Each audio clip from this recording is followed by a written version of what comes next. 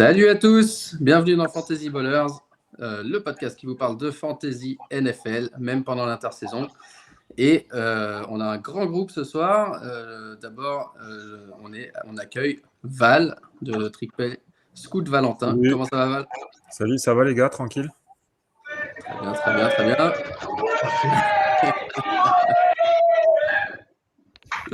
France, en forme? T'es chaud?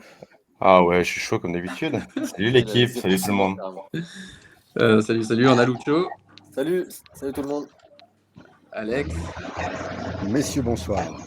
Et last but not least, Nico, comment ça va? Et bonsoir tout le monde, ça va très bien, merci. Alors ce soir, on va parler de pré-saison et de training camps et d'OTAs et de ce qui s'est passé depuis la draft jusqu'à maintenant et ce qu'on attend de la pré-saison jusqu'au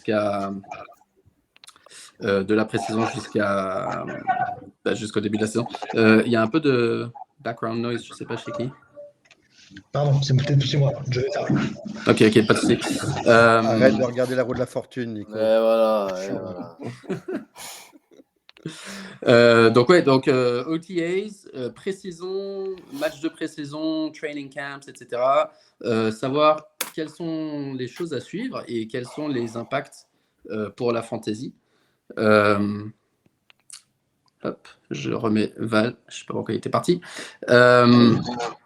Et donc la première chose que je vais vous demander, c'est est-ce que vous, enfin, quelle importance vous accordez à ce qui s'est passé en OTA et ce qui sort des journalistes qui sont présents, etc., des interviews, des bruits de couloir, etc. Est-ce que on va pas aller dans le détail, mais juste sur une échelle de 1 à 10, par exemple, si vous entendez parler d'un joueur lambda et qui dit celui-là, ouais, il s'est vachement démarqué, machin, est-ce que vous y croyez ou est-ce que vous vous en foutez sur une échelle de 1 à 10? Lucho? Moi, je suis à 10 sur 10 pur. Franchement, je suis hypé de ouf sur Jordan Love, le futur Aaron Rodgers.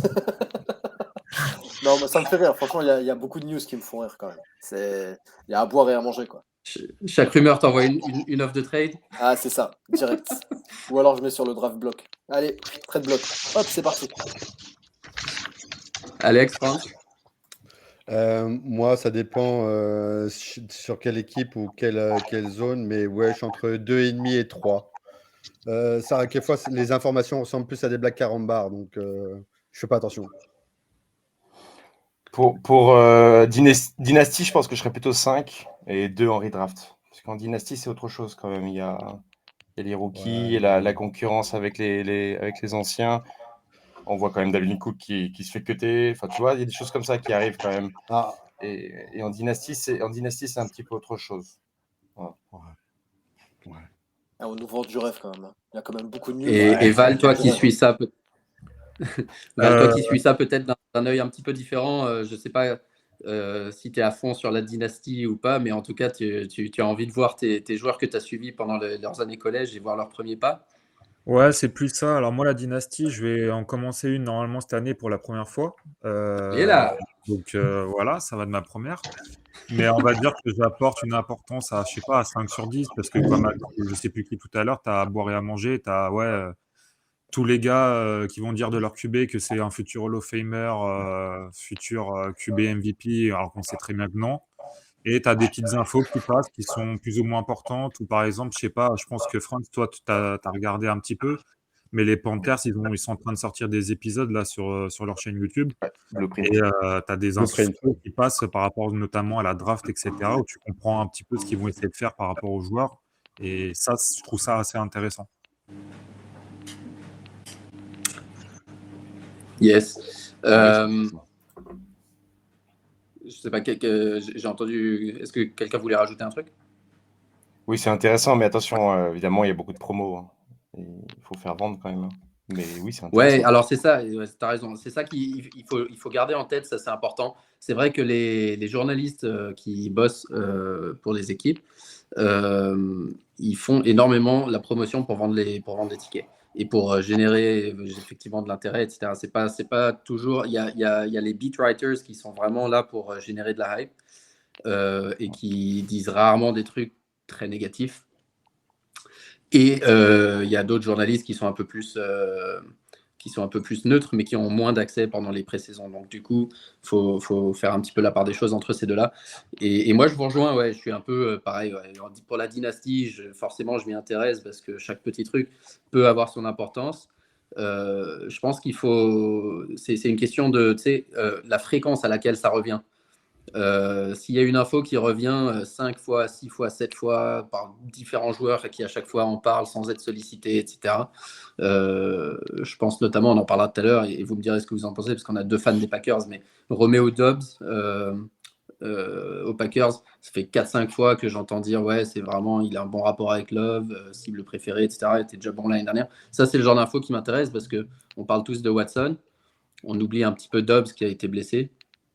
Et en termes de valeur fantasy, quand tu regardes où les mecs sont draftés, ça peut te permettre d'identifier des joueurs qui sont un petit peu oubliés en tout début de process et qui d'ici fin août, après quelques matchs de pré-saison, etc., ben, ils seront plus du tout oubliés. Donc ça, c'est plus pour ça que je le suis, moi. Disons que c'est quand même plus intéressant. Excuse-moi France, j'aurais tendance à plus suivre les mini-camps que les outils ou la pré-saison. Parce que sur la pré-saison, à chaque fois, ils ont un carton, des fois 2, pour montrer ce qu'ils peuvent et pour bosser. Sur les outils, de toute façon, les mecs qui sont draftés un peu haut, t'entendras jamais rien de négatif sur eux au bout de 2 semaines. Et après, c'est sur vraiment les relations sur les mini-camps et tout ça. C'est là qu'on voit un peu de trucs un peu plus intéressants, mais du coup beaucoup plus axés, je suis d'accord avec tout le monde, sur la dynastie, parce que c'est tôt et qu'on n'est pas encore dans les timings de League Redraft. Ouais. Tout à fait. Alors, justement, parlons un petit peu quand même des OTAs et des 3 jours de mini-camp. Est-ce qu'il y a eu quelques infos qui ont retenu votre attention dont vous voulez débattre ou parler par rapport toujours aux joueurs offensifs? Quelque chose auquel vous attendez pas, quelque chose que vous avez envie de suivre plus tard, une bataille de position à laquelle vous n'y attendiez pas, quelque chose comme ça?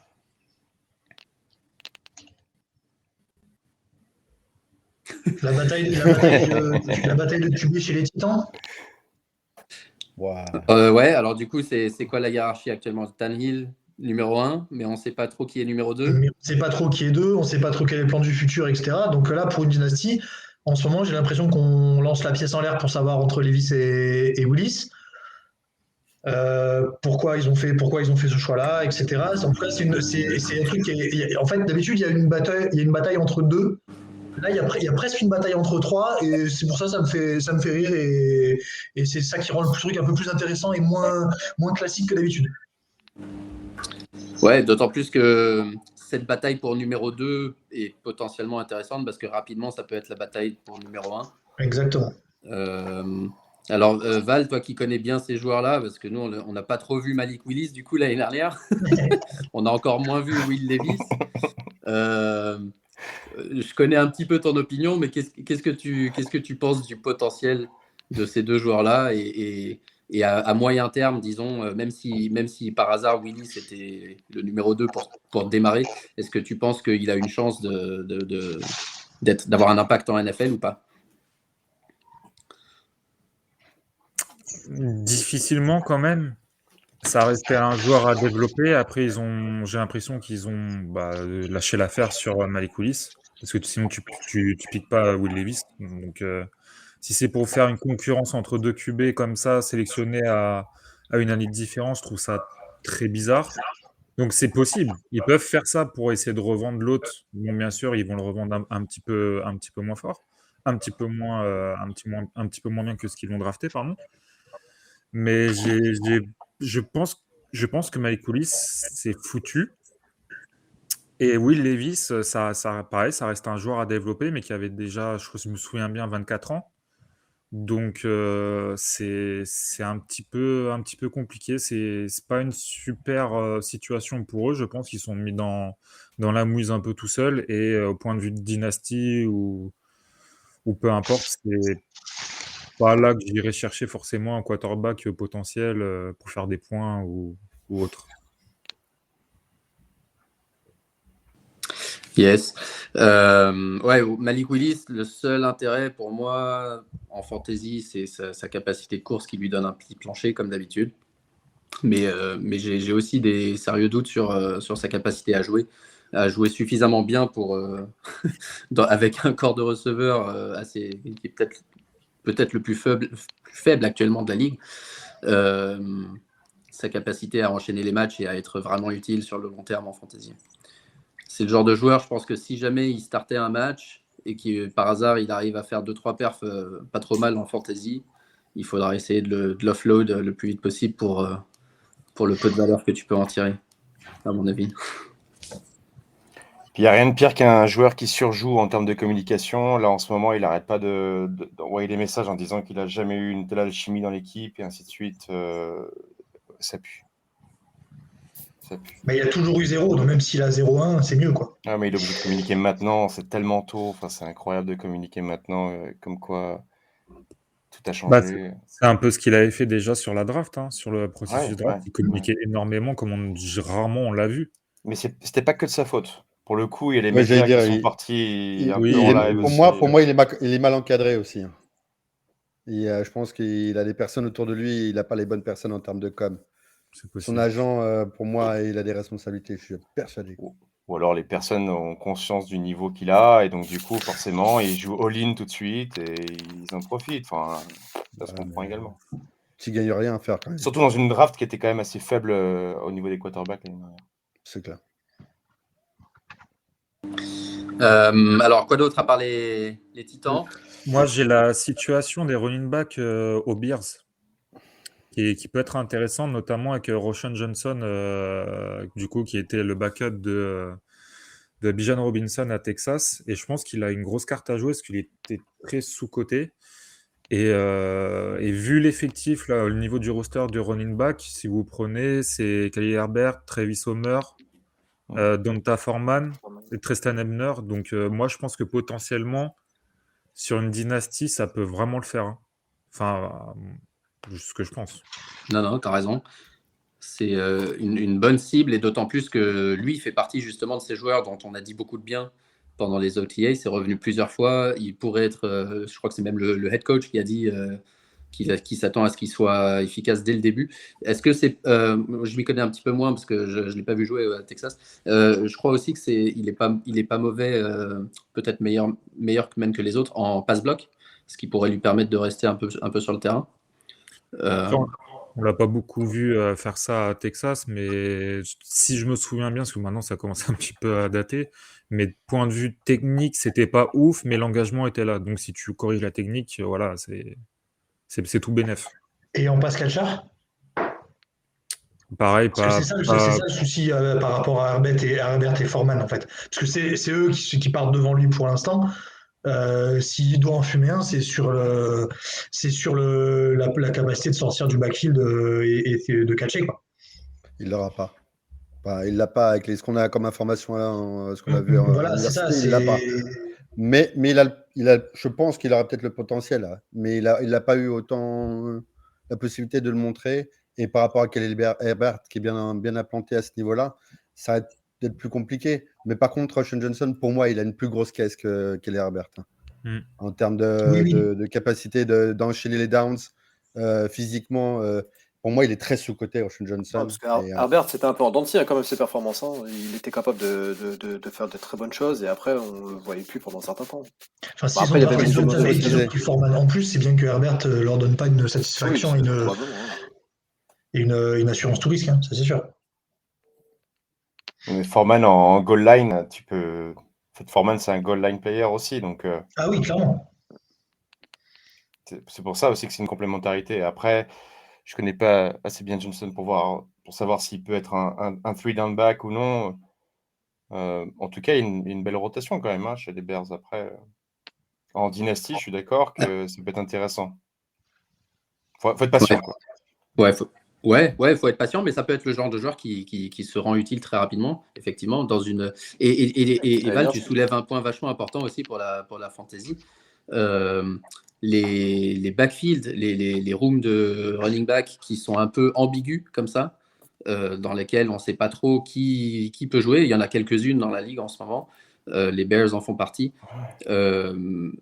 En fait, tu prends pas un énorme risque parce que tu vas pas payer très cher pour ce running back. Je sais pas de mémoire où il est drafté actuellement en dynasty et je pense qu'en redraft, il est potentiellement non drafté même. Mais du coup, ça coûte pas très cher de le prendre au dernier round de ta redraft, etc., ou dans le dernier tiers de ta dynastie. Et donc, si ça marche pas, c'est pas très grave. Mais si ça marche, c'est le genre de truc où il y a pas un mec, il faut pas attendre une blessure, faut pas attendre un truc. Donc effectivement, ça peut être super intéressant de s'intéresser à ces backfields. Non, mais il y a un truc qui fait que ça marche aussi, c'est que maintenant avec les running backs, dès qu'ils ont plus de 25 ans, faut plus les prendre. Et donc du coup, tu prends les rookies, puis tu pries et tu te dis, à un moment donné, le mec il va se battre parce que de toute façon, en termes de renégo de contrat, dès qu'ils sont de 3e, 4e année, il y a renégo de contrat. Là, on voit avec Josh Jacobs, ça va être un bordel. Tous les propriétaires de Josh Jacobs, franchement, je les plains. Moi, je serais pas serein. Donc du coup, qu'est-ce que tu fais? Tu prends les jeunes, tu prends les rookies, et puis après, t'en profites pendant 2-3 ans. Donc oui, autant le prendre. Et je pense même que dernier tiers, petit à petit, je pense que ça va être même le début du dernier tiers de ta draft. C'est la chair à canon, les RB. C'est un truc de Ouais, dingue. c'est ça. Et il y a un peu qu'André Miller aussi au Saints qui est un peu dans la même Exactement. situation, on va dire. Dans le sens Exactement. où c'est quand même un gros physique qui peut perf aussi. Et la situation des RB au Saints, elle est un peu énigmatique aussi. Donc c'est un joueur aussi à surveiller en fantasy. Surtout en dynastie. Ouais, situation incertaine avec potentielle suspension pour Alvin Kamara, qui est plus tout jeune. Jamal Williams qui est arrivé. Kendre Miller qui a été drafté. Val, parle-nous rapidement de Kendre Miller, de son profil. Est-ce que c'est autour de Kamara et Jamal Williams, comment tu le vois s'intégrer dans ce backfield? Est-ce qu'il peut prendre le rôle des deux et être le futur ou être plus un rôle complémentaire? Moi, je pense qu'il peut être le futur. Après, son principal problème, c'est qu'il manquait un petit peu d'athlétisme. Par contre, c'est un mec qui a une très bonne vision du jeu. Donc, si tu arrives à développer un petit peu cet athlétisme, ce manque d'athlétisme, franchement, tu peux avoir un solide numéro 1. Ça va te prendre un petit peu de temps, je pense, genre 2 ans pour le développer, mais à mon avis, il le voit vraiment comme un futur numéro 1 quand Camara partira ou autre. Mais c'est au minimum un numéro 2 qui va jouer, je sais pas, 40% des snaps dans 2 ans, quoi. Jamal Williams, l'écran de Charbonnet, du fumée. coup. Je sais pas si c'était pour J'ai pas moi. saisi, France. Charbonnet, il pose la question sur Charbonnet. Oui. Parce que c'est un peu le même sujet. T'as deux mecs qui sont potentiellement forts. Walker, Charbonnet, qui sont potentiellement pardon, pas potentiellement forts. Potentiellement leader de leur franchise, c'est pas pareil. Potentiellement leader en snap. Pareil, c'est une bataille là qu'on voit. Il y a pas mal de hype, je trouve, autour de Charbonnet. T'en penses quoi, toi, par rapport à ce que Walker a fait l'an dernier, ce qu'il peut faire? Moi, Charbonnet, j'ai beaucoup de mal avec lui. Ça veut pas dire qu'il va pas être bon ou qu'il va pas faire carrière. Je pense que juste quand on le voit beaucoup trop beau. Okay. Je pense que c'est quelqu'un qui a un potentiel de puissance, mais qui ne sait pas du tout l'utiliser, qui a un gros manque d'athlétisme, qui, en niveau du pass catch, n'est pas très bon. Je pense qu'au niveau, pareil, pass block, c'est vrai, c'est pas du tout bon. Il a un gros manque de playmaking. Et en fait, à mes yeux, si je me souviens bien en plus de mes scoutings, j'avais parlé du fait qu'il a beaucoup profité du fait qu'il y ait DTR avec lui et que ça lui a forcément ouvert des brèches quand tu as un quarterback double menace comme DTR à côté de toi. Ça t'ouvre des brèches et du coup, les défenses, elles sont pas forcément que sur toi. Maintenant, il y a un potentiel, mais il y a beaucoup à développer et sur je sais pas, moi, c'est juste une impression que j'ai sur Charbonnet, de dire il va être bon, il va faire des stats et tout un petit peu, mais tu vas jamais avoir ton potentiel numéro 1 avec lui. Tu vas toujours dire, ouais, je peux avoir mieux. Et d'ailleurs, Kenneth Walker, est-ce que c'est mieux? Oui. Au point de vue dynastie, en plus, oui, largement. Deuxième année, tu vois, c'est ça qui est. C'est dur à choisir, mais moi, Après, en franchement, plus, Moi, il va Walker, regarder sa blessure. Alors, ouais, mais alors, on parle de Seattle, avec leur mentalité à prendre running back sur running back aussi. c'est ce que Après, il y, a- j'allais il y a dire. il y a ça aussi. Ils prennent C'est, 10 000 running backs, ah oui, je veux dire, tu regardes Homer, tu regardes Penny, enfin, on en a vu Oui. une tonne, c'est rebalancé après dans le reste des équipes. Pour moi, c'est encore à part, c'est la mentalité et la philosophie de Seattle. Bon, Charbonnet, il est pris comme Samuel Perrine, je crois, de mémoire, en ADP. C'est un bon numéro 2, ça reste assez logique en termes d'ADP. Kendrick Miller, il est un peu plus tard, je crois, il a juste une dizaine de places derrière. Mais bon, Seattle, c'est un peu différent quand même. Moi, franchement, Charbonnet, prenez-le si vous avez Kenneth Walker. Non, mais ça, évidemment, en Si cas vous de arrivez, pépin. non mais c'est vrai. En gros, t'es en dynastie ou même t'es en keeper par exemple et évidemment t'as décidé de garder Kenneth Walker. Je pense que Zach Charbonnet, tu peux l'avoir aux alentours du 8e, 9e tour, 7e, C'est ça, 7e, ouais. 8e tour. Ouais, c'est ça. Et au final, tu as une assurance. Ouais. Tu Le te fous seul une truc qui pression, m'inquiète tu te fous une pression à le prendre par contre. Parce que il faut quand même, parce que comme il y a une telle hype, si tu veux, en termes C'est ça, en fait. de draft, c'est Et que à du cause coup, de la tu peux offense. avoir un Marc derrière qui fait le malin en disant ah bah tiens, hein, t'as pris Kenneth Walker, bah, je vais te prendre ton backup, tiens, rien que pour te. Ah bah bien en même sûr. temps, Ah bah, bah ouais. et franchement, ça serait intelligent de sa part pour le coup. Surtout s'il est en position. Non mais surtout Comment il s'il est peut tu vois, calculer les au niveau de la bots, ce draft. mec. Non, mais c'est vrai. Il va Attends, faire partie du podcast. j'arrête pas de le Il faut, faire. il faut Non, toujours prendre le backup des autres. mais bien, Ouais, bien sûr. le truc intéressant avec Charbonnet pourrait être, et Val encore, je me tourne vers toi, mais les autres aussi. Charbonnet, j'entends dire qu'il pourrait avoir les carries qui sont plus intéressants, plus valuable en fantasy, c'est-à-dire sur la goal line et sur les jeux de passe. Et que Walker, ce serait plutôt les carries un peu inintéressants entre les lignes de 20 yards respectives.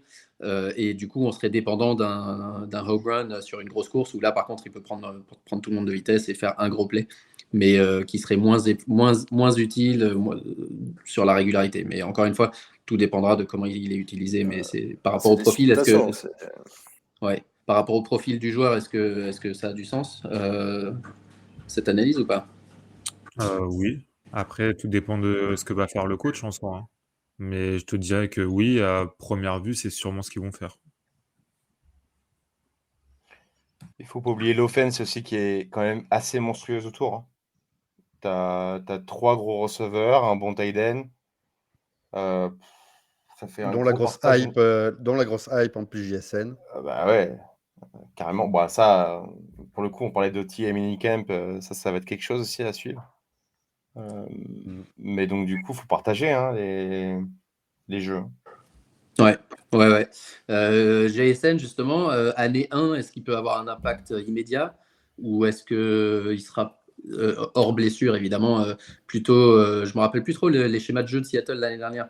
Est-ce qu'il jouait, j'ai pas l'impression qu'il jouait beaucoup à 3 receveurs, donc est-ce qu'il sera plutôt derrière Lockett, Metcalf et qu'il faut attendre l'année prochaine, peut-être quand Lockett s'en va, pour qu'il explose vraiment? Ou est-ce que c'est encore un de ces rookies qui peut avoir un impact immédiat, comme on l'a vu ces dernières années avec des joueurs comme, peut-être pas au niveau de Chase Jefferson, mais avec des joueurs comme Watson ou Drake London qui vraiment faisaient des grosses perfs dès le départ. Mais j'ai un petit peu peur de son rôle, moi, la première année. Bah, en vrai, c'est ça le problème, c'est que comme on a dit avant, il y a tellement de monde à qui il va falloir donner la balle que JSN, ce sera peut-être le 5e dans la hiérarchie à qui on va donner la balle sur la première année. Maintenant, je pense il aura vraiment ce rôle de slot pour l'instant. Et je le vois mal quand même passer devant Lockett ou Metcalf, quoi. Donc, tu vas le voir, peut-être sur certains matchs, selon game plan, tu vas le voir un peu plus. Mais à mon avis, c'est pareil, ce sera à drafter, mais pour le futur, quoi, pas pour l'instant T. Ce qui est compliqué en plus, c'est qu'on est avec un quarterback qui a performé sur une saison.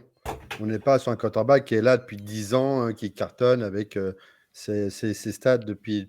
Là, il a fait One Year Wonder, peut-être, on ne sait pas. Donc, en plus, il y a cette interrogation-là.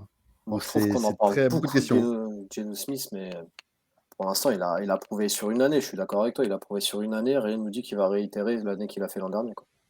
Je lui souhaite. Hein. Attention, Oui, bien sûr. rien Ah, contre, oui, non, Geno Smith. Hein, mais... ça, je suis d'accord avec toi. Mais je trouve qu'on en fait un peu beaucoup avec lui. Franchement, moi, je vois bien Metcalf complètement descendre. En vrai, il y a un gros risque avec Metcalf. Metcalf n'a jamais montré des stats de numéro 1 en fantasy depuis qu'il est arrivé. C'est un super receveur. Il y a eu des matchs à 30 points. Il y a eu des matchs à 5 points également. Et moi, il y a plein de gens, et surtout soit dans la commu, soit alors dans les spécialistes de fantasy, qui mettent Lockett comme le plus grand perdant de l'arrivée de JSN. Moi, je ne suis pas complètement sûr. Déjà, je ne suis pas complètement sûr qu'il aille dans le slot uniquement. Je pense que petit à petit, il va avoir beaucoup plus de snaps à l'extérieur. Et à mon avis, c'est plus Metcalf qui va y perdre. Et moi, je me méfie un peu de cette offense des Seahawks, et c'est plutôt de Metcalf dont je me méfie. Parce que pourquoi ? Parce que Metcalf, en fait, le ROI, il n'est pas bon. Metcalf, tu vas forcément le prendre haut. Normal, son ADP, il est super haut. Donc, le risk-reward, il est pour moi pas bon avec Metcalf. Alors que Lockett, plus personne n'y croit. Donc, Lockett, tu peux le prendre plus tard. JSN, évidemment, ça, en dynastie, si tu ne l'as pas au premier, deuxième tour, c'est mort. Mais Lockett, tu peux le prendre plus tard.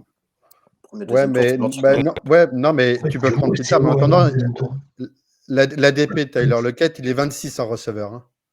Et DK Metcalf, il est 16. Hein. Ah bah, non, mais tu vois, il y a encore 10 d'écart. Et malgré ça fait deux saisons de suite qu'il y a un gros écart en ADP et que finalement Lockett fait des performances légèrement meilleures ou au moins équivalentes à celles de Metcalf. Et effectivement, chaque année, on se dit, comment ? Ouais, mais il y en a qui pensent que moi, ça veut dire. Ils sont pas si loin. C'est-à-dire qu'en fait, DK Metcalf est quand même receveur numéro 16. VR16, donc il est. Je veux dire que déjà, Lockett, tu l'as que en fait une dizaine. Donc les gens qui vont drafter, ils vont le voir, Taylor Lockett. Il va pas être en sous-marin. Tu vas pas pouvoir l'underdraft, quoi, entre guillemets. Tu vois ? Mais très bien. Mais ça n'empêche que le risque-reward est quand même pas le même. Et moi, je pense que tu as plus de risques avec Metcalf qu'avec Lockett. Ah, ok, Lockett est pris haut quand même parce qu'il a quand même, encore une fois, en termes de stats, Marc il l'a dit, hein, Lockett, il a finalement toujours battu Metcalf quasiment. En termes, si tu fais une comparaison ADP stats réels à la fin de saison, il a toujours eu plus de valeur. Son ratio est meilleur. Ouais. Son ratio est meilleur. Son ratio est meilleur. Ouais. Et JSN pourrait très bien remplacer Metcalf. Moi, je vois, sur Sleeper, en tout cas, je vois Lockett WR. Ah non, mais je dis une connerie, c'est en dynastie, ok. Donc, ouais, 10 places d'écart en redraft. Ouais. Mais c'est quand même significatif, 10 places sur un poste, parce que sachant que tu es encore relativement tôt dans la draft, dans le fin du premier tiers de la draft, ça fait facilement 2-3 rounds d'écart. C'est pareil. Ouais, mais alors dans ce cas-là, je vais mettre tout de suite l'église au centre du village, quoi. Pour moi, Lockett, il est pris donc en receveur numéro 26 après un mec comme Calvin Ridley en receveur numéro 23. Donc je veux dire qu'en même temps, les ADP, moi, il y a des choses qui me surprennent. Calvin Ridley, je ne sais pas pour vous, moi, je ne comprends pas qu'on le prenne aussi haut. C'est pas possible. Parce que c'est un vrai débat. Le poste de receveur aux Jacksonville Jaguars, en termes de tiers, dernièrement, moi, je regarde énormément à ce niveau-là. Est-ce que tu as par rapport à Christian Kirk. Christian Kirk dans ta liste pour savoir où il est pris? Ah, mais il est pris Kirk, il est juste avant. Juste avant très 22. Peu de temps avant. Ouais, je crois qu'il est juste avant. Il y a très peu d'écart, mais ou juste après. Ça dépend après de où est-ce que tu sobes les ADP. Mais en gros, j'ai 22 Ridley et t'es 26 Kirk ou t'es 20 Kirk et 24 Ridley. Mais moi, je ne comprends pas. Techniquement, après, Val a plus été sur le terrain, il sait plus ce que c'est que d'être joueur sur un terrain de football américain. Mais quand on a été absent aussi longtemps, comment peut-on être aussi hypé physiquement, cahier de jeu, avec en plus, quarterback, ok, il a de l'expérience universitaire, etc. Il a fait une bonne fin de saison l'année dernière, mais on est sur des équipes assez jeunes, alors bien coachées, mais Calvin Ridley, techniquement, qu'on le prenne, par exemple, avant Lockett, moi, je trouve ça chelou. Je ne sais pas ce que vous en pensez. Ouais, bah c'est pareil, ça, tout dépend. Enfin, c'est une question de risque et de récompense. C'est effectivement loin d'être quelque chose de sûr. Non, mais pour toi, Ridley, il a à prendre avant Christian Kirk? Non, C'est sais pas. le cas, hein, globalement, là. hein. Je pense que c'est un meilleur joueur. Moi, j'hésiterais, ouais. Moi, je t'avoue que j'hésiterais. Après, je les ai dans différentes dynasties, tu vois. Mais comment J'ai les vous deux faites? dans Vous regardez différentes pas la télé, les gars? Comment vous faites pour Ouais, mais- prendre Moi, je pense que Ridley avant Christian Kirk? Ridley, là, je suis d'accord avec toi sur le fait que Ridley, il n'a pas joué depuis 2 ans. Mais il n'a pas joué depuis 2 ans, c'est pas à cause de blessure. Donc déjà, Mais je m'en fous. physiquement, il a quand même, ça fait quand même un moment qu'il est potentiellement, on est d'accord qu'il n'a pas joué sur un terrain, mais il s'est entraîné quand même, il a été tradé en début d'année. Donc le cahier de jeu, c'est pas comme s'il débarquait au training camp juste avant la pré-saison, etc. Je pense que ça, c'est des trucs qui certes jouent, mais que tu peux minorer en tout cas. Et je trouve que Christian Kirk a eu une très bonne alchimie avec Lawrence, et du coup, c'est pour ça que je suis inquiet comme toi, mais je pense qu'en termes de niveau intrinsèque du joueur, Ridley est au-dessus et Ridley n'est pas vieux. Et en plus de ça, il va être Alex, revanchard, hein. vas-y, Lucho. Bon. Vas-y, Lucho. Et en plus de ça, pour moi, il va être très revanchard. Il va falloir qu'il montre justement qu'il est. Voilà, il n'a pas été là pendant un an, alors dû à ses conneries, etc. Je suis mais prêt il va à falloir- prendre le pari, Alex, qu'il écrase son ADP en fin de saison. L'année dernière, Christian Kirk, il avait quoi comme concurrence? Il avait Zay Jones. Non, mais à un moment donné, moi j'aime bien Zay Jones. C'est sympa, c'est mignon. Il y avait Jamal Agnew. Oh là là, Marvin incroyable. Jones. Non, mais je pense que. Jones. Hein? Et Marvin Jones. Il y avait Zay Marvin, mais l'ancien de Détroit, Ah, mais il y Marvin, avait- c'est ça? Ouais, c'est ça. Les Ouais, deux c'est étaient. Mais le fait est que pour moi, Calvin Ridley et Christian Kirk, c'est pas le même niveau. Et que Non, mais à attends, partir je parle pas de valeur et- intrinsèque du joueur, hein, moi. hein. Attention. Hein. non, mais, Je parle pas et de donc, valeur du- intrinsèque. mais donc là, en termes de risk-reward, on en reparlait là. Moi, c'est parfait, 20 et quelques pour Calvin Ridley. 20 et quelques, c'est quoi? 20 et quelques, c'est 5e, 6e tour? 6e tour, tu as pris quoi? Tu as pris 2 running backs, tu as 2 receveurs, mettons un tight end, tu prends Calvin Ridley là en flex, mais putain, mais c'est le bonheur. C'est le bonheur. Tu as potentiellement un top 10 fantasy au 6e tour. Ah, moi, c'est parfait. Et d'ailleurs, dans le même principe, là, le côté ADP hyper bas des Chris Godwin, des Mike Evans et tout simplement parce que c'est Kyle Trask et mon ami et mon chouchou Baker Mayfield, que je connais bien quand même maintenant. Moi, je trouve ça dingue l'ADP qu'ils ont. Pas typiquement, je trouve ça complètement dingue l'ADP qu'ils ont. Moi, en vrai, Calvin Ridley. Ils sont où actuellement? Eh ben, c'est pareil. Donc, Chris Godwin, Ils sont dans le même lot. la fin de la vingtaine. Ouais, Godwin il est juste un petit peu au-dessus, si je dis pas de bêtises. Et Mike Evans, Mm. début de trentaine. Moi, je trouve ça complètement dingue. Mike Evans, c'est 10 ans qu'il fait plus de milliard. Et il a eu des Jameis Winston. Hein. Il n'a pas eu que des Tom Brady. On oublie un petit peu ça. Et Non, Baker mais, Mayfield, oui, Jameis mais- Winston. Bon, bref. Donc, pour moi, tu vois, un Calvin Ridley, en termes de risk-reward, moi, je préfère largement Metcalf. Hein. Moi, je vous laisse Metcalf et je prends Calvin Ridley. Hein. Attention. Premier pari de moi, l'émission. je parle de manière globale. Hein. Je parle pas forcément dynastie. Hein. Oui, non, Les deux. allez, restons Ouais, en d'accord, redraft. ok. Restons en redraft. Ouais. C'est comme j'ai mis Mike Evans, évidemment, qu'en dynastie, bon, bah, tu vois, c'est pas la même chose, mais en redraft. Moi, franchement, je le Je prends. sais Hein. pas. Je prends Calvin Ridley au-dessus de Metcalf même. Val physiquement. Ah, mais c'est Ole Miss. Ah, mais- Attends, c'est Ole Miss. Oh, on se calme. Hein. Ouais. Mais je voulais pas le dire, mais bon. Faut que Non, je mais choisisse physiquement, entre il est...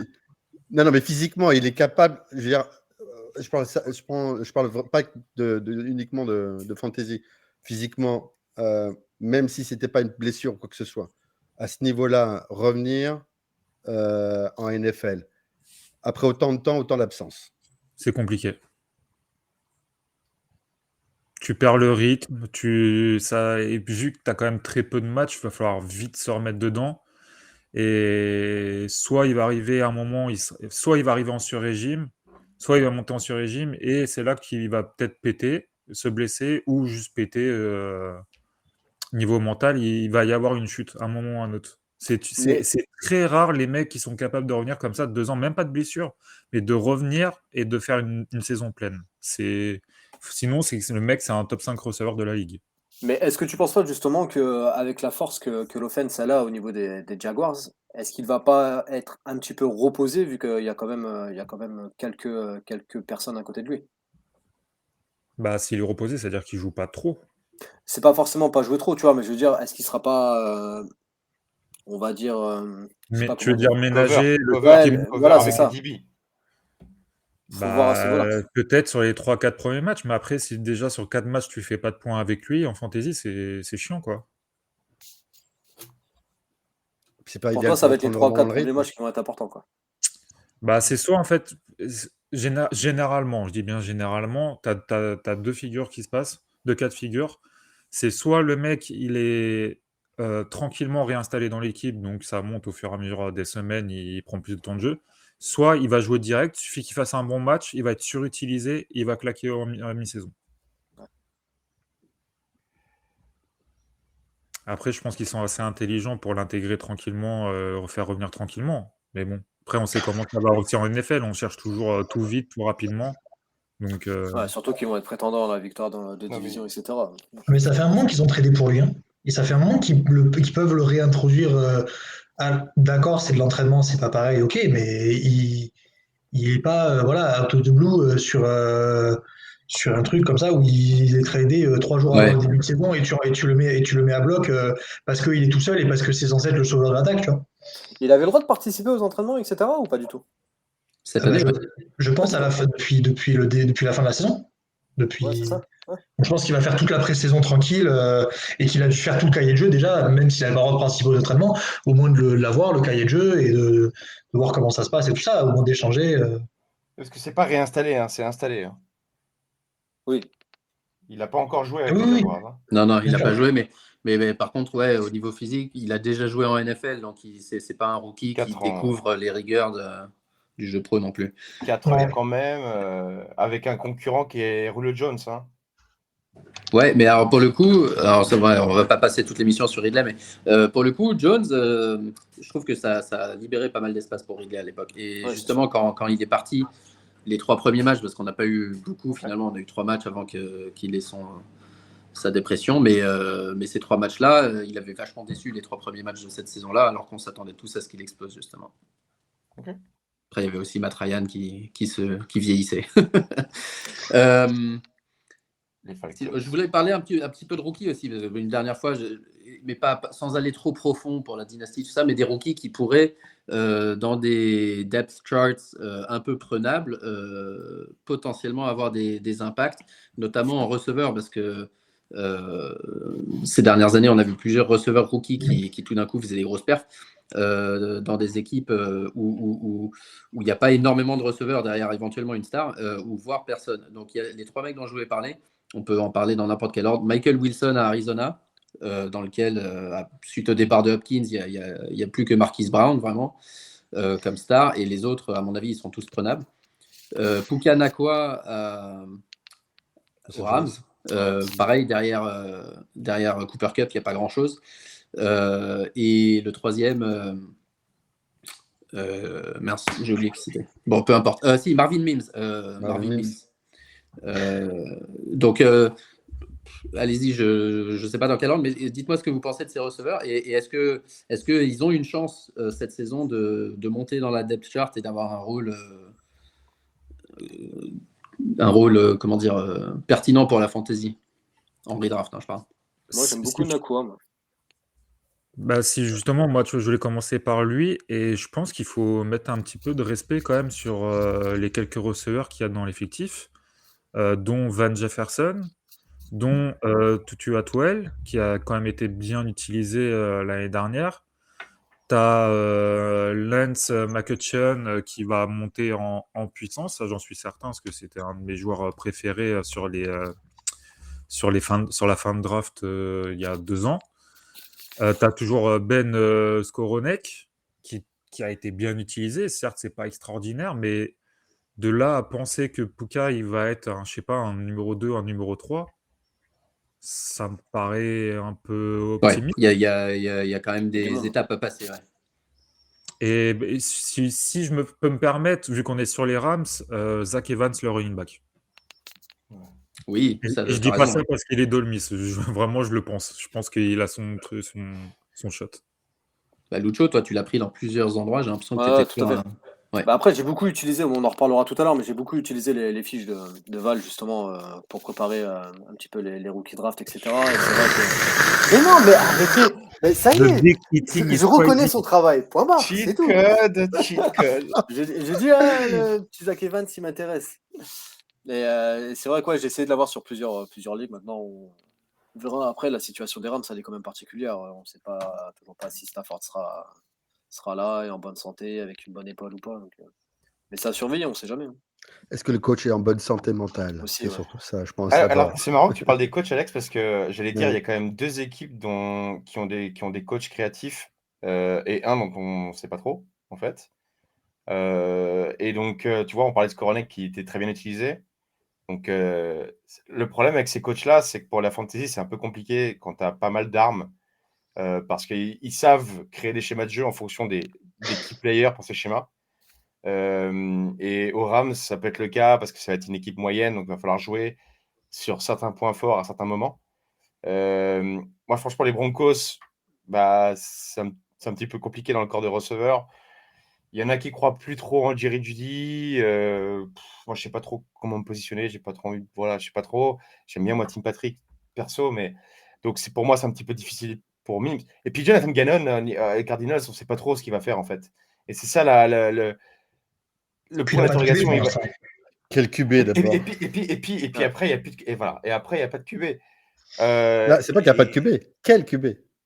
Non, mais ouais. Bah, même, ouais, je vais Ouais. faire un bâtard. J'allais dire, même avec Kyler Murray, on sait pas trop, tu vois. Enfin, si tu le fais démarrer Non, trop mais tôt, toi, tu tu sais peux même pas pas le quel QB blairer, tu vas Kyler avoir, quoi. Murray. Arrête. Mais T'as jamais non, pu le je blairer, l'aime. ce mec. Non, non, non, non, non, me fais pas passer pour T'es un quelqu'un d'autre de vilain. la Moi, je l'aime commu bien. NFL. Franz, t'es un vilain. C'est pas vrai. C'est juste que le mec, on sait pas comment il va revenir. S'il revient trop tôt, on sait pas comment il va distribuer. C'est juste ça. Mais donc, du coup, dans les trois, la grande difficulté, c'est la distribution. Après, la concurrence, il y a plus de concurrence quand même aux Rams et aux Broncos. Donc, peut-être que tu peux jouer la carte de la prolongation. Je prends les moins de concurrence en termes de receveurs avec justement un coach que je ne connais pas. Et peut-être que le QB qui va remplacer Kyler Murray, eh ben, il va distribuer juste à l'endroit le plus facile. Le même que l'année Et dernière. Wilson, il va aller vers des endroits faciles. Hein. Il ne va pas faire les 10-50 yards. Ouais. Après, le gros red flag de Wilson, ça a été quand même les blessures. Hein. Il a été très très souvent blessé. Je crois qu'il a 2 saisons quasiment blanches. Et je me demande si l'année dernière il se blesse pas, ou c'était sur sa première saison, je me rappelle plus, mais il a au moins 2 saisons sûres où il se blesse. Faut voir aussi ce que ça va donner au plus haut niveau. Après, techniquement et tout, gabarit, et je pense qu'il a vraiment il a gros potentiel à devenir au moins numéro 2. Mais après, les blessures, quoi. Ouais. Ok. Enfin, Donc on n'utilise pas trop de. Il y a quand même du lourd avant. Hein. Il y a quand même, enfin, je veux dire, Randall Moore, il a montré quand même qu'il avait un potentiel. Dortch, c'est pas un bras cassé non plus. Donc, il y a quand même du travail. Quoi. Ouais.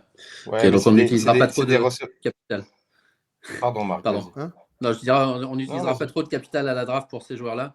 Michael Wilson, je sais que c'était un favori de Ryan, c'est pour ça que je l'ai cité. Plutôt des joueurs à mettre sur un banc profond en dynastique et sur la watchlist éventuellement pour la pré-saison, mais pas trop d'impact cette année attendu. Mais tu sais qu'il y a 2 mecs qui sont vraiment à surveiller. C'est chez les Bengals, c'est Charlie Jones et André Iosivas. C'est 2 mecs qui vont pas forcément beaucoup jouer sur la première année, mais il y en a forcément un des 2 qui va prendre la place De Tyler Alors, Boyd. ouais. un des 2 qui va partir l'année prochaine. C'est ça, si tu cites un des 2 receveurs sur la première année, tu es au moins sûr de quasiment avoir un titulaire dans 3 ans. Parce qu'ils n'auront pas les moyens de garder, Ouais, ils peuvent pas. les 3. C'est ça Ouais, c'est ça. ils peuvent pas. Attends, je reprends le Après, le bouquin. salaire de Joe Mixon, ça se trouve, ils n'auront pas à le payer. Hein. Le salaire de De Joe Mixon. Mixon. De Joe Mixon. Ah, ouais. Ouais. Ça se trouve, le salaire de Joe Mixon, ils n'auront pas le payer, et donc du coup, ils auront un petit peu de... Mais enfin Que bon, t'as t'as Non, puis, ouais, Jamar Chase, T'as Chase T. Brown, Higgins, puis voilà. Tyler Boyd, ça fait beaucoup à payer quand même. Donc Ouais. derrière, avoir André Iosivas et Charlie Jones, tu peux te permettre d'en lâcher un, quoi. Oui, Boyd, je suis pas surpris s'il est tradé dans l'année, si un des deux rookies donne satisfaction, hein. Ouais, c'est Autant Higgins, il a l'air quand même bien installé, etc. Et si tu dois faire l'effort, peut-être que c'est pour lui. Mais Boyd, c'est probable qu'il puisse partir dans pas longtemps. Mais est-ce que Higgins ne va pas S'il vouloir demande de partir l'argent, pour être numéro 1 quelque part? Est-ce qu'il a le potentiel d'être numéro 1? Je suis pas forcément sûr, hein. Par contre, c'est un très très bon numéro 2. Ouais, je veux dire, pour moi, tu le mets avec Davante Adams aux Raiders, si tu as un bon QB, c'est ça, c'est ce type de poste, hein. Comment ça, si t'as un bon QB? T'as déjà un bon QB? Moi, j'ai envie d'entendre Marc sur un truc par rapport aux OTA. Qu'est-ce que tu en penses du coup du fait que Josh Downs, apparemment, marche super bien avec Anthony Richardson, Marc? J'étais sûr. Je pense que ça veut dire que je suis vendeur de Michael Pittman actuellement à sa valeur actuelle. parce que je pense pas que Richardson va, en tout cas pas la première année, avoir un volume de passes suffisant pour que Pittman soit un bon receveur 1 en fantasy. Downs, je connais pas trop parce que je vous dis, moi, le collège, je me fie à vous. Mais quand il avait été drafté, ils avaient dit que c'était un bon. Enfin, c'est le genre de joueur qui pourrait aider Richardson. Justement, avec Alec Pierce qui était plus dans les trucs un peu profonds.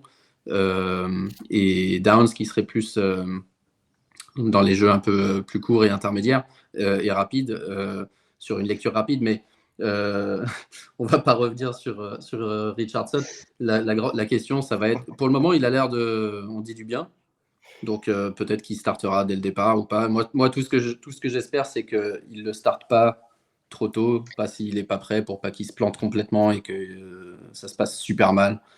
Mais bon, ouais, voilà. S'il s'entend bien avec Richardson, c'est une très bonne nouvelle. Moi, j'aurais bien voulu avoir un avis aussi de Val sur les tight ends, parce que c'est vrai c'est un poste qu'on parle pas forcément énormément en fantasy, mais qui peut être assez important dans certaines ligues. Au niveau des rookies tight ends, tu penses que quels sont ceux qui peuvent tirer leur épingle? Forcément, j'ai envie de te dire Dalton Kincaid. Parce que ce que j'en avais parlé avec Pierre, qui est CM du compte des Bills France, Dawson Knox, il va plutôt s'aligner maintenant, parce qu'apparemment il a beaucoup progressé sur le run block. Et à mon avis, ils vont laisser Kincaid vraiment en Y, donc potentiellement faire du point à la passe. Et dans le futur, tu as un top 3 tight end de la ligue. Donc voilà, c'est Kincaid en 1. Maintenant, je pense que les Riders aussi, avec Mayer, avant. Comment il s'appelle déjà votre coach aux Riders? J'ai oublié son nom.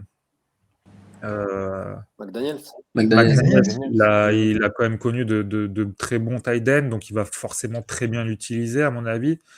Ça va faire un point. À mon avis, avec Mayer, tu vas pas forcément grimper, je sais pas, faire des 20 points, mais tu vas avoir une bonne base de 9 points à chaque fois, 10 points, quelque chose comme ça. Maintenant, après, si tu vas chercher un petit peu plus loin, je dirais Sam Laporta. C'est possible que c'est un mec qui fit dans un certain système. J'ai toujours dit, s'il est dans le bon système, ça va faire des points. Et après, il y a un des deux tight ends à Green Bay qui a regardé, Musgrave ou. Et est-ce que tu as une prédiction sur Musgrave ou Kraft, lequel des deux a le plus de potentiel tôt dans sa carrière? Musgrave, je pense, parce que Kraft, c'est un mec à développer. Musgrave, je pense qu'en Y, on va sûrement l'utiliser et souvent aussi en red zone pour sa taille, pour son physique longiligne. Et Kraft, c'est un potentiel à développer, donc pas forcément qu'on va avoir sur tous les jeux ou dès la première année. Donc je dirais Musgrave. Et même pour les autres, on sait que souvent le tight end c'est une position où ils mettent 2-3 ans à devenir un peu un peu matures et où ils ont un peu confiance, le coach staff ont un peu confiance. Il y en a un, si on parle de redraft, que tu vois productif dès year one comme ça. Parce que là, tu parlais de Kincaid, si Dawson Knox est repositionné, Mayer, s'il est bien utilisé, etc. Ça peut être. Tu penses qu'ils ont les armes déjà et la polyvalence pour être dès cette année productif réception? Ah oui. Ok. Ah, pour moi, je vois bien Mayer être je dis entre 7 et 9 points de moyenne, quelque chose comme ça. Genre, tu sais, je sais pas, un TD. Enfin, il va sûrement être visé au moins une fois en red zone par match et va faire First down, un touchdown 70 yards. par match, quoi. Ouais, c'est 50-60 yards. Yes. Donc, ça rapporte un petit peu de points. Et Kincaid, je vais pas te dire, je peux pas dire ça que c'est quasiment les top 10 des meilleures mains de la ligue, parce qu'on l'a pas encore vu, on sait pas ce qui se passe. Mais potentiellement, tu as un des meilleurs catcheurs de la ligue. Ouais. Donc, je vois pas comment on peut pas l'utiliser en fait. D'accord, donc en fin de draft, en redraft, pour avoir un tight end 2 avec potentiellement un gros hit, tu t'y crois dès cette année. Ah oui. Ok. Mais Et concernant vous voyez, Washington aux Steelers, excuse-moi Alex. non, juste pour terminer sur Kincaid, et là, je rejoins sur ce que posait comme question Marc au début de l'émission. Vous voyez que si on tient compte des OTA, on est plutôt refroidi sur Kincaid, inversement. Ouais. Parce que si on écoute Ken Dorsey, le coach offensif des Bills, il dit à l'heure actuelle, on est quand même à milieu de savoir en quoi consiste Kincaid. Nous sommes en train d'apprendre de lui et lui, il est en train d'apprendre de nous. Donc, en gros, c'est pas la peine de le regarder. À l'heure actuelle, c'est pas ça, quoi. Oui, mais C'est il y a une ça à question l'heure de actuelle. Mais après, il y a une question de concurrence au milieu de terrain également. Je veux dire, ok, t'as les jeux en red zone, donc potentiellement il peut aller vers l'extérieur pour aller attraper près de la ligne de touche. Mais le fait est que au milieu de terrain, il y a toujours une déception au niveau du slot après à Buffalo. Et après, il peut avoir plein de catchs au milieu de terrain. Parce que Stephen Diggs, il peut étirer, certes, mais Je après, suis pas en train de dire ça. Hein. oui, non, mais ce que je veux dire, c'est que uniquement, rien qu'en regardant la depth chart, tu te rends bien compte quand même qu'il y a quand même une énorme lacune à Buffalo depuis 2-3 ans. Ah Parce ouais, que c'est un autre débat, ça. Gabe C'est un Davis autre débat. C'est a le bordel déçu. à Buffalo. Gabe Davis a déçu. Khalil Shakir, on n'aime pas, mais c'est pas forcément. Toi, ça va pas être l'endroit où. Enfin, ça va pas être le joueur exceptionnel que tu attends. Donc, du coup, il y a plein de ballons potentiels au milieu de terrain. Et donc, du coup, des points. Excuse-moi, Lucho. Excuse-moi, tu voulais dire un truc. Non, ouais, je voulais juste parler un peu de Washington, qui à un moment donné, il y avait une petite hype un peu sur lui, enfin comme quoi il était trop descendu, etc. Mais t'en penses quoi au niveau fantasy? Parce qu'il va surtout être utilisé pour le run block, d'après toi, ou est-ce que il peut avoir une valeur quand même?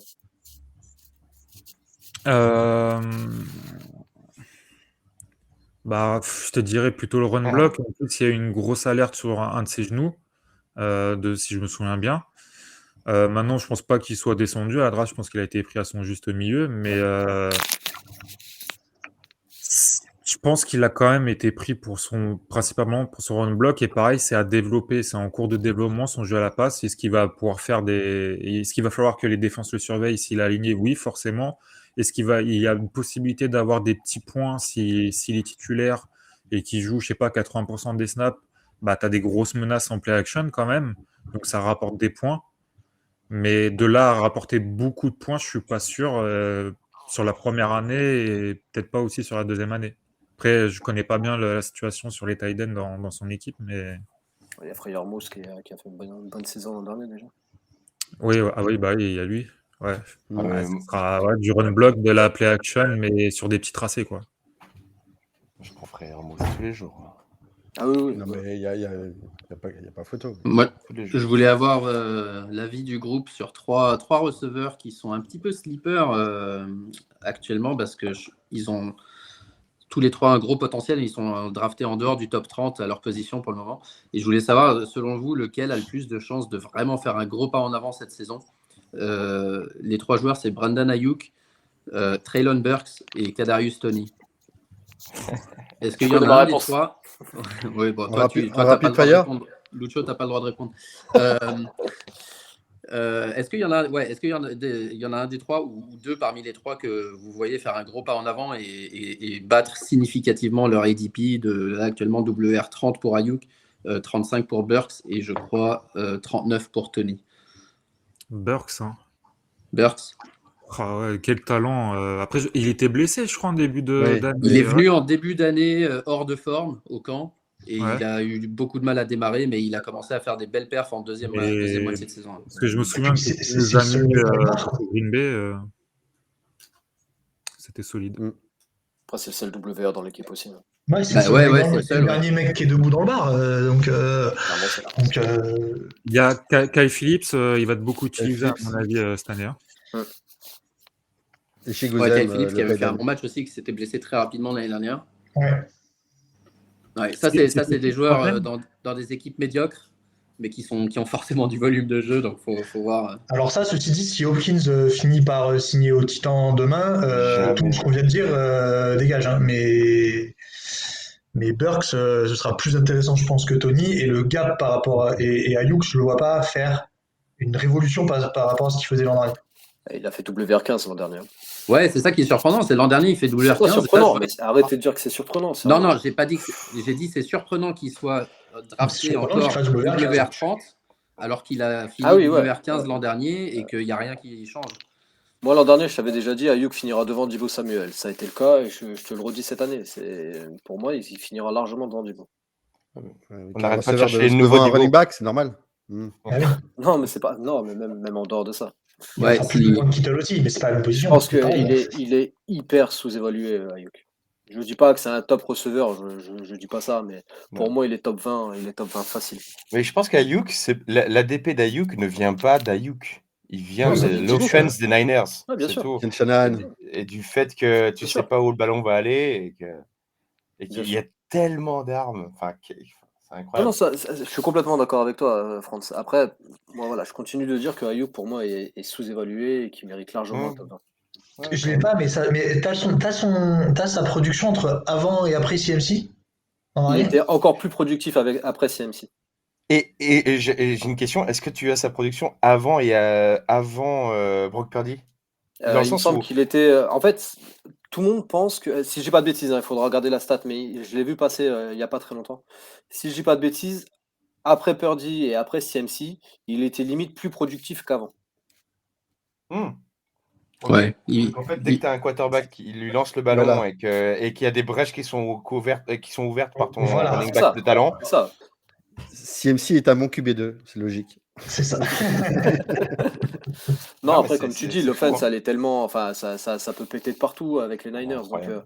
c'est vrai que c'est compliqué d'avoir la pièce maîtresse parce qu'il y a beaucoup de monde. Mais voilà, Ayuk a été beaucoup utilisé et je pense qu'il le sera encore cette année. Il n'y a pas de raison pour qu'il ne le soit pas cette année encore. Ah, il y a une raison, c'est Shanahan, qui adore varier. Certes. on n'a pas parlé de. Je vais faire un petit peu le tour de vos équipes du coup. On n'a pas parlé de Carolina dans ce podcast encore. Bryce Young, numéro 1 à la draft. Plutôt des échos positifs jusqu'ici aux OTA. Un rapport avec les receveurs qui viennent d'arriver qui est plutôt pas mal. Qu'est-ce que tu en penses, Franz? Alors, comme je disais au tout début de l'émission, évidemment que Frank Reich ne va pas dire que Andy Dalton est forcément le QB numéro 1 et le meilleur de son effectif parce qu'il faut quand même vendre des choses. Donc, en étant objectif, la hype autour de Bryce Young, elle est logique en termes de com. En revanche, ce qui se dit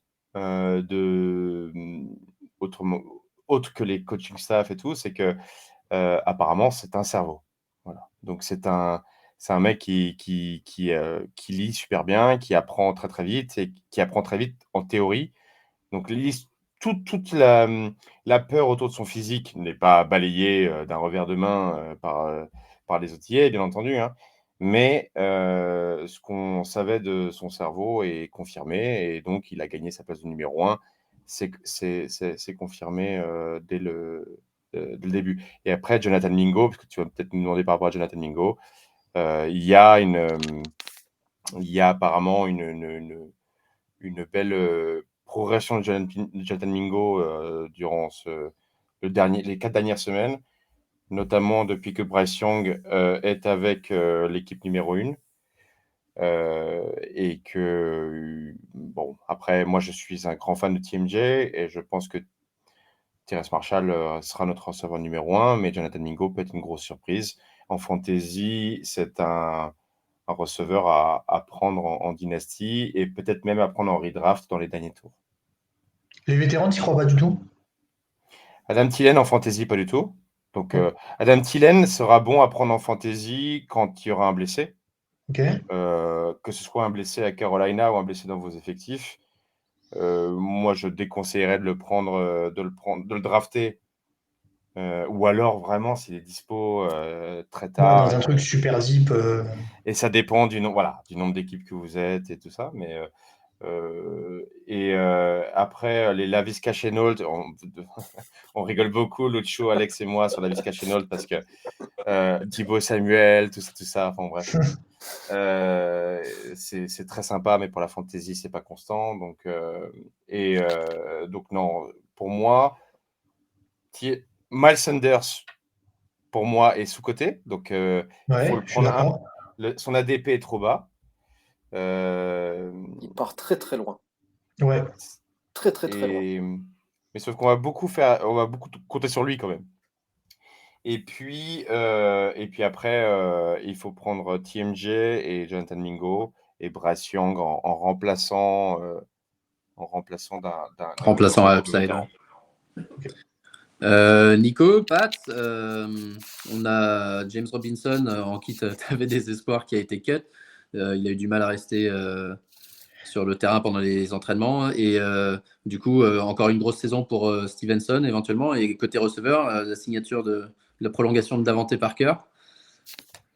Alors, même public service announcement que tout à l'heure, là, la fanbase des Patriots, ça s'enflamme sur les signatures de Hopkins et de Cook. Donc, pour l'instant, ils sont pas là et j'aimerais bien notamment que Cook ne soit pas là. Mais bon, on verra le reste. Sinon, Stevenson, évidemment, RB1 et RB1 sympa parce qu'il peut faire un peu tout et qu'on va continuer, je pense, à courir. La bataille du QB, apparemment, elle n'aura pas lieu, donc ce sera Mac Jones qui va commencer. Et sur les receveurs, moi je suis surpris de la prolongation de Parker, mais bon, le deal est team-friendly parce qu'il n'y a pas beaucoup de garanties. Et pourquoi pas. Je trouve qu'on n'entend pas beaucoup, voire pas du tout parler de Smith-Schuster, et ça m'étonne, parce que je trouve qu'il a été plutôt intéressant l'an dernier et qu'il peut encore être intéressant cette année. Et on entend parler beaucoup de Thornton, qui était drafté l'an dernier en sophomore, qui aurait beaucoup progressé sur l'année. Après, les rookies de cette année, ça parle de Bouti, qui était censé être une grosse hype l'an dernier, et qui, du coup, cette année, en étant drafté au 6e tour, apparemment, c'est juste que ça, pour l'instant, ça ne le fait pas du tout, et qu'il aurait été dépassé dans la depth chart par Demario Douglas. Donc c'est lui éventuellement, si vraiment il y a un receveur très très très très très très deep que vous voulez prendre les New England, c'est lui. Et après, qu'est-ce qu'on peut dire d'autre sur les running backs, pas grand chose parce que pour l'instant Stevenson est un peu le seul mec qui a vraiment du vécu. Derrière c'est Strong et Harris, on sait pas trop. Et sur les tight ends, pour l'instant il y a les deux et Gesicki aurait, il y a les deux, il y a Hunter Henry et Gesicki. Et Gesicki aurait montré beaucoup de choses, mais pas forcément aligné tight end, plus receveur. Ça peut être intéressant à faire 2-3 points. Un peu ce que disait Val tout à l'heure sur un mec qui est à 7-10 points par match. Il fera jamais les 20, mais il aura, je pense, du volume à chaque action, enfin à chaque sortie. Cool. Et pour finir, Alex et Val, Green Bay, moi ce qui m'intéresse, c'est les receveurs. Beaucoup de jeunes receveurs avec un jeune QB qui est déjà là depuis un certain temps, mais qui va starter pour la première fois. Entre Christian Watson, Romeo Doubs, les deux rookies, Jaden Reed et Weeks, et puis les deux Titans. Est-ce que c'est des batailles de camp des batailles de camp d'entraînement que vous allez suivre de près pour savoir comment se dessine cette hiérarchie, ou est-ce que selon vous elle est déjà relativement claire pour le début de la saison? Val, il a oublié un nom. Dis-lui quel nom il a oublié. J'allais Et en dire, serveur. dommage qu'ils vont tous se faire passer devant par Malik If, mais bon, ça c'est pas grave. Non, mais moi j'avais pensé à Touré aussi. Je prends des notes. Ah oui, non, mais Samori Touré Ça, aussi, ouais. normalement c'est bien meilleur, mais bon, on le fait pas jouer, alors il peut pas Ouais, faire. mais sauf qu'il y a une petite hype. J'ai vu pas mal de vidéos traîner sur certaines réceptions de Touré qui avaient l'air assez spectaculaires. Après, moi je t'avoue que j'ai là les outils et tout, j'ai rien suivi sur Green Bay, donc je ne sais rien du tout. Il n'y a rien sur Green Bay. Bon, bah c'est Il ne se passe rien à Green Bay. continue comme Si, ça. la Ça seule change chose pas. qui se passe, en fait, c'est Moi, je les les ai matchs vus de prendre soft- des vélos, les vélos des enfants. Voilà. Bah non, mais ça, c'est la tradition. Ça, c'est la tradition. Voilà. Et les matchs de softball caritatifs, notamment celui Et Jordan d'Aaron Love Jones. sur des terrains à Paris aussi, en Voilà. banlieue. Et sans Deshaun Watson. Même Et, ça, je l'ai pas vu. Ouais. mais voilà. Et de la pub, et de la pub, et de la pub, et de la Ok. pub, et de la pub pour Deshaun Watson. Et pour Jordan Love, je veux dire. Ah, le lapsus. J'ai fait un lapsus. Le lapsus, Non, parce que ouais. justement, j'avais pensé à justement la plan de com, Ouais. au plan de com où il y avait Deshaun Watson et en fait non. Ouais. Et avant de se quitter, moi je voulais, enfin, sauf si on avait encore quelqu'un dont on voulait parler. On n'a pas parlé des Browns puisque tu parlais de Watson, mais il y a eu un petit peu de hype aussi autour de Elijah Moore. On fera d'autres émissions, t'inquiète. Ouais, il y a de la Bon, on en hype, il y fera a de une la autre, hype auprès de joueurs, à propos de joueurs on va en faire d'autres. étonnants. Ah ouais, on va en faire d'autres. Ouais, moi je voulais qu'on parle à Val un petit peu de l'annonce que tu as fait il y a quelques semaines et te féliciter d'abord. Merci. Mais ouais, comprendre un petit peu mieux quel sera ton rôle et en quoi ça consiste. Et que tu parles un petit peu des opportunités du coup qui en découlent, à la fois pour toi et éventuellement pour les gens qui nous suivent. Bah écoute, déjà ce qui est marrant, c'est que moi, c'est un task qui m'a été proposé il y a déjà un moment et ça m'intéressait pas. Pour la simple et bonne raison que, bah, Alex, lui, il est un petit peu au courant, mais j'ai un plus gros truc qui devrait arriver si je réussis les examens. Alors j'ai pas trop envie d'en parler. Il y a certaines personnes, bah, vos triplés, des potes et tout qui le savent.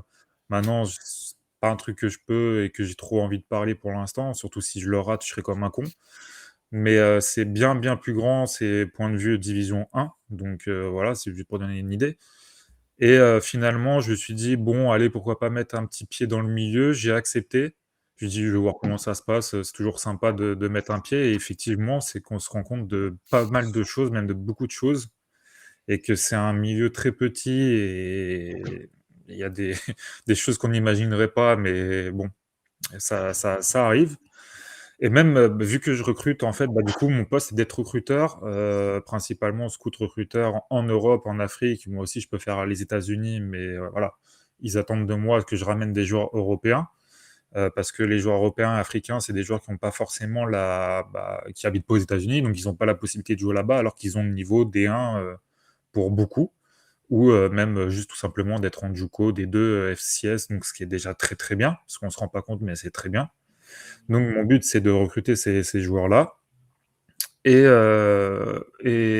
voilà et qu'est-ce que je peux dire d'autre? Oui, c'est une prep school, donc c'est un petit peu particulier, donc c'est une école préparatoire. En fait, c'est un espèce de tremplin. C'est un peu comme un sport-études en France, entre guillemets. C'est vraiment tremplin pour aller vers l'université. C'est pour mettre à jour tes notes, pour que tu aies le bon GPA, parce que si tu veux être recruté sur des divisions 1-2, il faut que tu aies un bon GPA. Et bah, ça permet de te préparer physiquement si tu l'es pas ou juste de te montrer pour aller au camp et cetera. Parce qu'il faut pas croire, mais les équipes de division 1, on a FAU, il y a qui a appelé le coach la dernière fois? Il y a eu 3-4 équipes de D1 qui nous ont appelés pour demander qui on avait. Donc ça va vite, voilà, c'est une nouvelle équipe, c'est dans l'Alabama, c'est une équipe qui va faire sa première année cette année. Elle est plutôt connue pour le baseball, cette prep school, parce qu'elle a envoyé 70-75 joueurs en MLB. Donc voilà, c'est une petite aventure en attendant de voir si je réussis la grosse. Je peux poser une question, Marc? Bien sûr, vas-y. Et du coup, tu regardes beaucoup de tape ou tu as dû te déplacer un petit peu et si oui, et la différence entre la tape et en vrai, du coup, comment tu étudies le truc? Bah, j'ai fait les deux. Je me suis déplacé dernièrement à Vannes pour aller chez les Mariners, pour ceux qui connaissent, pour voir deux, trois mecs. Principalement, bah, je regarde la tape. Alors, malheureusement, les tapes en France, tu as la caméra elle, à 10 km, tu vois que dalle. Donc, voilà.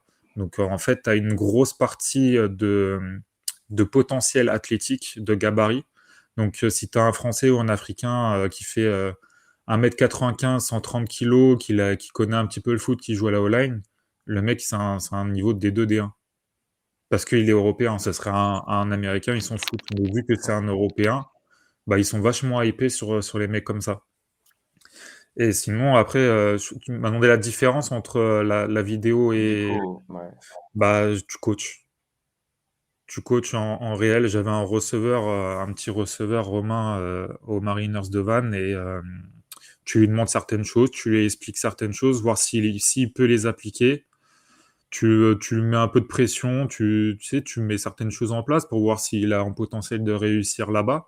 Parce que le but, c'est pas d'emmener des gamins qui vont pas réussir, parce que c'est payant une prep school. Moi, j'ai des scholarships très très intéressantes, mais ça reste un petit billet. Donc, j'ai pas envie d'envoyer des gamins pour rien, parce que ça sert à rien. Sauf si je leur dis clairement, si tu veux te faire un kiff, partir aux États-Unis, tu peux. Ça, c'est ton droit. Mais après, moi, je te garantis rien. Mais sinon, ouais, bah, ça te permet de voir certaines choses en vrai, d'avoir bah, juste une discussion. Parce que les réseaux, ça reste les réseaux. On te fait voir ce qu'on peut, ce qu'on veut. Et tu vois, petite anecdote, pas marrante du tout pour nous, mais qui est assez drôle en soi.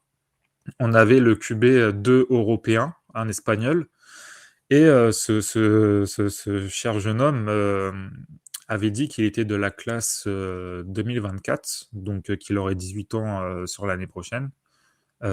Et finalement, bah, en fait, c'est un mec qui avait 3 ans de plus, qui a menti sur sa taille et qui a menti sur son poids. Donc autant te dire, quand il allait faire les camps, les try-outs à Auburn et tout, à Troy, et ils m'ont dit, bah, on s'en fout de toi, quoi. Donc, le mec est reparti en Espagne, donc je sais pas ce qui lui a pris par la tête, mais tu vois, bah, j'essaie de faire attention à ce genre de choses. Et en réel, bah, tu peux le voir, du coup. D'accord. Ouais, trop cool, c'est une super opportunité en tout cas. Et je pense qu'on est tous vachement fiers de toi. Et du coup, on te C'est souhaite le gentil. meilleur sur la suite.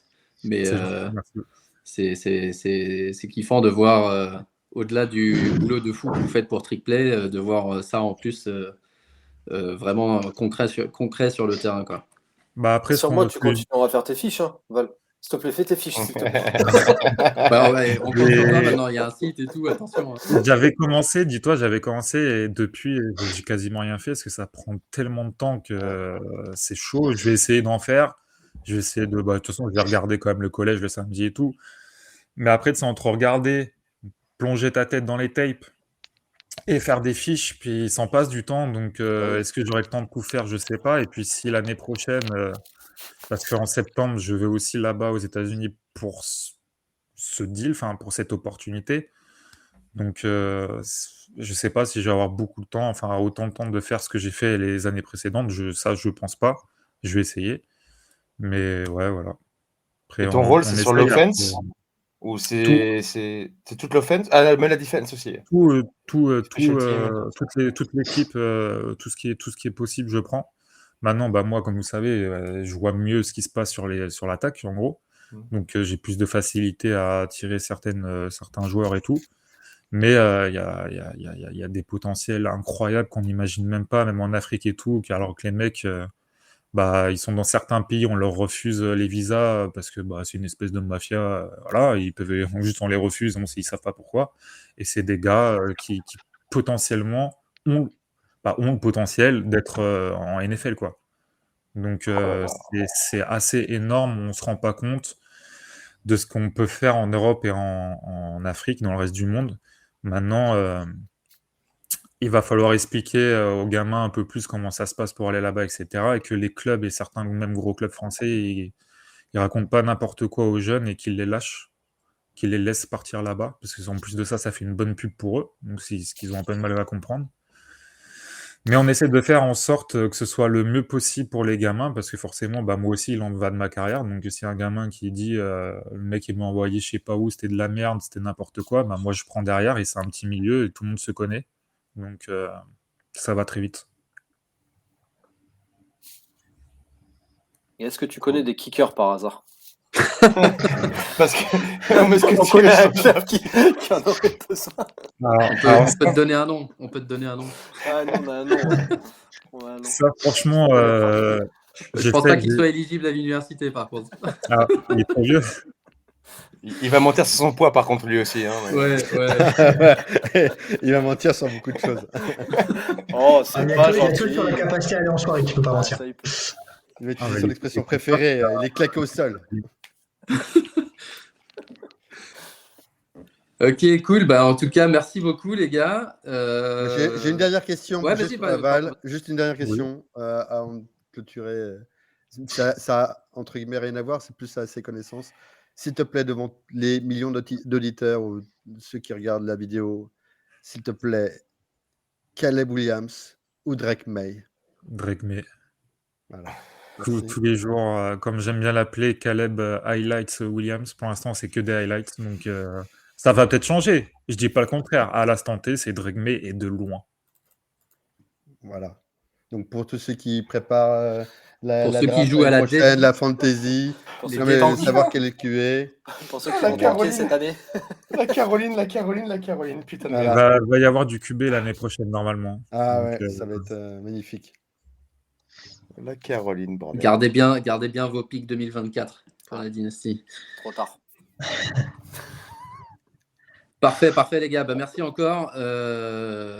Et ça reprend quoi? Ça reprend vers le 15 juillet, je crois, la NFL, les training camps et tout. Donc encore 2 bonnes semaines à s'enflammer sur une news du style Deneric Prince pourrait peut-être être le Isaiah Pacheco de 2024. Mais ça va reprendre bientôt. Et du coup, nous aussi, on va essayer de reprendre un peu la fréquence des podcasts et surtout Alex et Franz, je les sens chauds pour faire du contenu, donc stay tuned comme on dit, et on vous dit à très bientôt. Et encore merci Val pour ta présence et tes merci. analyses. Merci beaucoup à vous. Yes. Toujours sympa de venir, donc quand vous voulez. Avec plaisir. Et maintenant que tu vas te lancer dans la dynastie, c'est bon, on sait que bientôt tu seras membre à plein temps de Fantasy Ballers. Tu vas vouloir faire de la Devy parce que tu connaîtras déjà les mecs de l'université. Et tu pourras nous faire. Ouais. Mais après, ça me met trop de pression. Donc, Parfait. Allez, à bientôt les gars. Merci, Ciao. merci. Bonne soirée. Ciao. Merci Val, à bientôt tout le monde.